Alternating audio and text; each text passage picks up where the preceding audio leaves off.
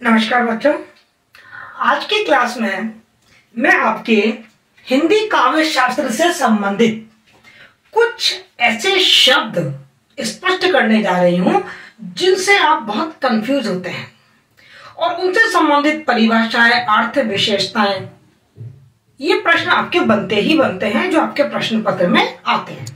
तो चलिए शुरू करते हैं हिंदी काव्य शास्त्र। हिंदी काव्य शास्त्र को हम मुख्य रूप से बच्चे दो तरीके से बांट सकते हैं। दृश्य काव्य, नाम से मालूम पड़ रहा है, दृश्य जिन्हें देखा जा सकता है, जैसे नाटक रंगमंच पर अभिनीत किए जा सकते हैं, फिल्म है आपकी जिसे हम पर्दे पर देख सकते हैं, टीवी सीरियल है जिन्हें हम टीवी के पर्दे पर देख सकते हैं। ये सब दृश्य काव्य हैं जो देखे जा सकते हैं। और दूसरा है श्रव्य काव्य। श्रव्य माने सुनना, जिनका सुनकर हम रसास्वादन करते हैं, उस काव्य को हम श्रव्य काव्य कहते हैं। तो इस तरीके से हिंदी काव्य को मुख्य रूप से दो भागों में बांट लिया गया, एक दृश्य काव्य और एक श्रव्य काव्य। श्रव्य काव्य को शैली के आधार पर हम तीन भागों में बांटते हैं, एक पद्य, गद्य और चंपू। पद्य जिसमें लय, तुक, राग, संगीतात्मकता हो, गीत शैली हो, उसे हम कहेंगे पद्य। और गद्य जिसमें लय और ताल या सुर, इसका कोई महत्व नहीं होता।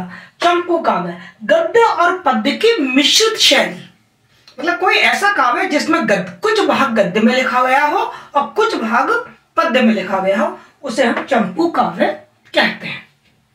पद्य काव्य को फिर हम दो भागों में बांट देते हैं, मुक्तक काव्य और प्रबंध काव्य। यहां आकर आप बहुत कंफ्यूज होते हैं कि मुक्तक काव्य क्या है, प्रबंध काव्य क्या है। मुक्तक नाम से मालूम पड़ रहा है, मुक्त मतलब उसमें कोई एक कथा नहीं होती है।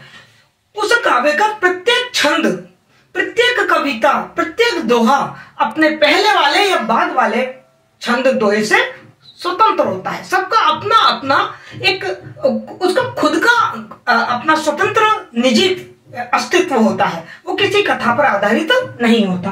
प्रबंध काव्य जिसमें एक कथा होती है और उस कथा को काव्यात्मक दृष्टि से प्रस्तुत किया जाता है। इस प्रबंध काव्य को फिर हम दो भागों में बांटते हैं, महाकाव्य और खंड काव्य। महाकाव्य नाम से मालूम पड़ रहा, महान काव्य जिसमें किसी महान व्यक्ति के जीवन का सांगोपांग मतलब पूरी तरीके से पूरे जीवन चरित्र का वर्णन, उसके पूरे जीवन की विभिन्न घटनाओं का वर्णन विस्तार से किया गया हो। खंड काव्य, खंड का मतलब छोटा हिस्सा, यानी कि जीवन के किसी एक हिस्से के, जीवन की किसी एक घटना का काव्यात्मक वर्णन किया गया हो, उसे हम खंड काव्य कहते हैं। तो इस प्रकार आप बहुत अच्छे तरीके से ध्यान दीजिए कि हिंदी काव्य शास्त्र को हमने मुख्य रूप से दो भागों में बांटा, दृश्य श्रव्य, श्रव्य को तीन भागों में बांटा, पद्य, गद्य, चंपू, मुक्तक, प्रबंध, महाकाव्य और खंड काव्य। आइए इन सबको थोड़ा विस्तार से हम समझते हैं।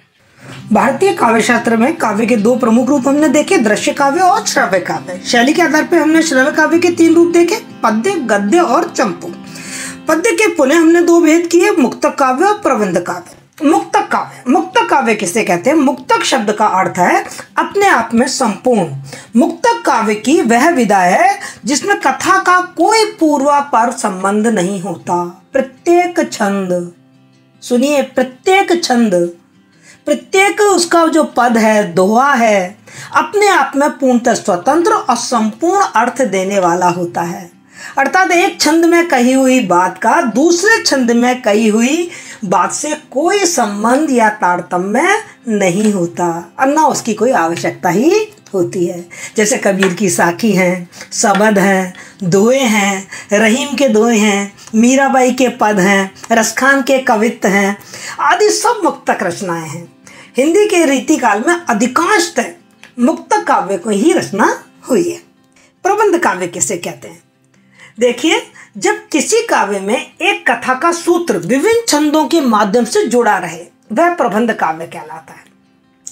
प्रबंध काव्य में कोई ना कोई कथा रहती है। जैसे रामायण में भगवान श्री राम के संपूर्ण जीवन का व्रत का वर्णन किया गया है, जबकि कामायनी में मनु और श्रद्धा के संपूर्ण जीवन का वर्णन है। तो पूरी एक कथा है, अंत से लेके, शुरू से लेके अंत तक। इसी प्रकार रामचरितमानस, पंचवटी, यशोधरा, कामायनी, सुदामा चरित, ये सभी प्रबंध काव्य हैं। इस प्रबंध काव्य के फिर हम दो भाग कर रहे हैं, एक महाकाव्य और एक खंड काव्य। अब महाकाव्य किसे कहते हैं?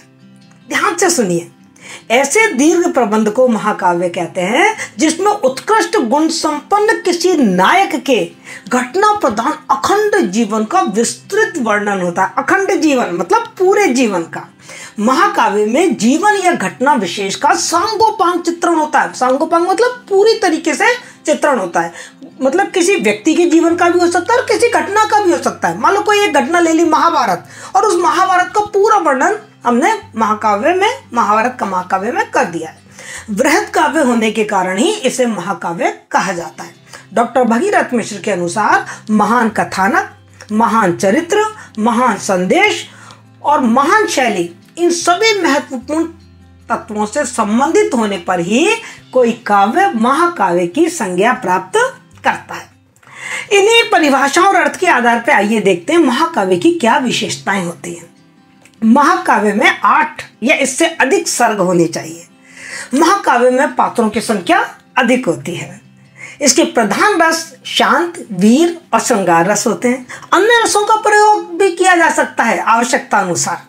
यात्रा वर्णन, प्रकृति वर्णन, नगर वर्णन और उस युग का वर्णन महाकाव्य में पाया जाता है। महाकाव्य के प्रारंभ में मंगलाचरण की प्रथा होती है, यानी कि प्रारंभ में देवी देवता की आराधना होनी चाहिए। कथा वस्तु में क्रमबद्धता और सूत्रात्मकता होनी चाहिए। जो नायक है उसका वो धीरोदात्त होना चाहिए, शैली उदात्त होनी चाहिए। और महाकाव्य का कलेवर, कलेवर मतलब आकार, महाकाव्य आकार में, कलेवर में काफी विस्तृत होता है।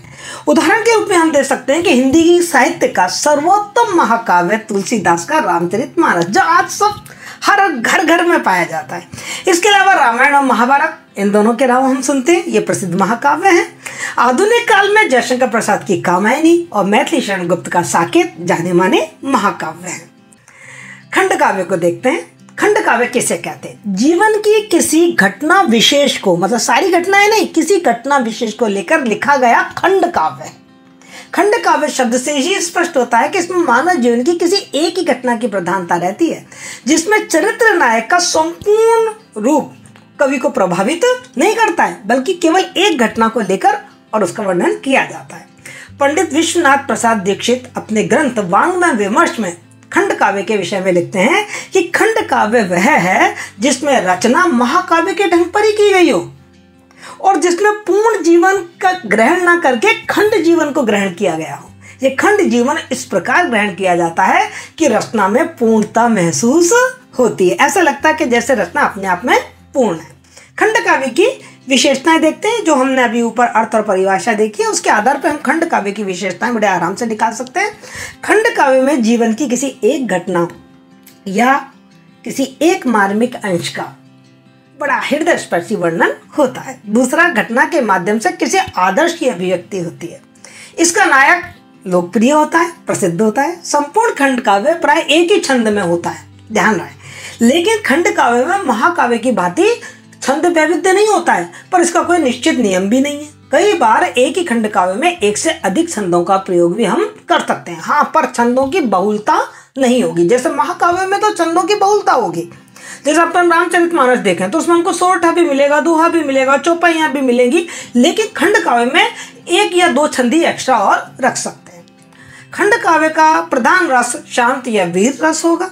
खंड काव्य में एक से अधिक रसों की सृष्टि भी हो सकती है, परंतु ध्यान रहे एक रस की प्रधानता होगी, चाहे वो श्रृंगार हो, चाहे वो शांत हो, चाहे वो वीर हो, और शेष रस उसी के अंग के रूप में, यानी कि अंगी रस के रूप में ही स्वीकार किए जा सकते हैं। खंड काव्य में पात्रों की संख्या सीमित होती है और खंड काव्य का कलेवर, कलेवर अर्थात आकार, बहुत ही सीमित होता है, छोटा होता है। उदाहरण देख सकते हैं हम पंचवटी, जयद्रथवध, नहुष, सुदामा, चरित्र, पथिक, गंगावतरण, हल्दीघाटी आदि हिंदी के प्रसिद्ध खंड काव्य हैं। तो इस प्रकार हमने इस वीडियो में हिंदी काव्य के विभिन्न रूप देखे। जहां तक मेरा ख्याल है आपको यह सब कुछ समझ आया है। अब यदि आप समझ चुके हैं कि गद्य क्या है, पद्य क्या है, प्रबंध काव्य क्या है, मुक्त काव्य क्या है, महाकाव्य क्या है और खंड काव्य क्या है, तो इससे संबंधित प्रश्न कैसे आते हैं? देखिए, या तो आपसे टिप्पणी पूछती जाएगी इस पर, ये प्रश्न पूछा जाएगा आपसे। इनकी अर्थ और परिभाषा पूछी जाएगी, ये विशेषताएं पूछी जाएंगी, आप आराम से कर देंगे। या फिर आपसे पूछा जाएगा प्रबंध काव्य और मुक्ता काव्य का अंतर स्पष्ट करो, तो आप क्या करेंगे? आपके पास उत्तर है, मतलब आपका ये वीडियो है ना, वो एक पंथ अनेक काज है, आपके पास उत्तर है। आप क्या करें कि इस तरीके से एक चार्ट बना लें, इधर लिख दें मुक्तक और इधर लिख दें प्रबंध। मैंने इस वीडियो में आपको मुक्तक और प्रबंध दोनों की परिभाषा दे रखी है। आप इधर इसकी परिभाषा लिख दीजिए, इधर इसकी परिभाषा लिख दीजिए, इसके उदाहरण इधर लिख दीजिए, इसके उदाहरण इधर लिख दीजिए, इसकी विशेषता इधर लिख दीजिए, इसकी विशेषता इधर लिख दीजिए। लीजिए, हो गया आपका मुक्तक काव्य प्रबंध काव्य का अंतर। इसी तरीके से प्रश्न पूछा जाता है महाकाव्य और खंड काव्य, इन दोनों का अंतर स्पष्ट करो, तो बिल्कुल वही करेंगे। आप क्या करेंगे कि महाकाव्य और खंड काव्य इस तरीके से अंतर कर देंगे। ये लीजिए, हो गया आपका अंतर। अब यहां पर इसकी परिभाषा लिख दीजिए, इसकी परिभाषा विशेषता मैंने बता रखी है, महाकाव्य की इधर विशेषता लिख दीजिए, खंड काव्य की इधर विशेषता लिख दीजिए, हो गया आपका अंतर। तो यदि आपने इस वीडियो को बहुत अच्छी तरीके से देख लिया है और समझ लिया है, तो आप एक नहीं काव्य शास्त्र से संबंधित अनेक प्रश्न, इन काव्य के विभिन्न रूपों से संबंधित अलग अलग प्रकार के प्रश्नों का उत्तर बहुत अच्छी तरीके से दे सकते हैं। यदि आपको मेरी ये जानकारी पसंद आई है तो इस वीडियो को शेयर करें और मेरे चैनल को सब्सक्राइब करें। यदि आपको कुछ और चाहिए, आपकी कुछ और आवश्यकता है, कुछ और कंफ्यूजन है, तो कमेंट्स बॉक्स में जरूर लिखें। और इस वीडियो के बारे में भी मुझे कमेंट्स बॉक्स में जरूर लिखें कि आपको इसमें क्या अच्छा लगा और क्या मेरे अभी और सुधार की गुंजाइश है। इंतजार रहेगा आपके कमेंट्स का। Thank you so much.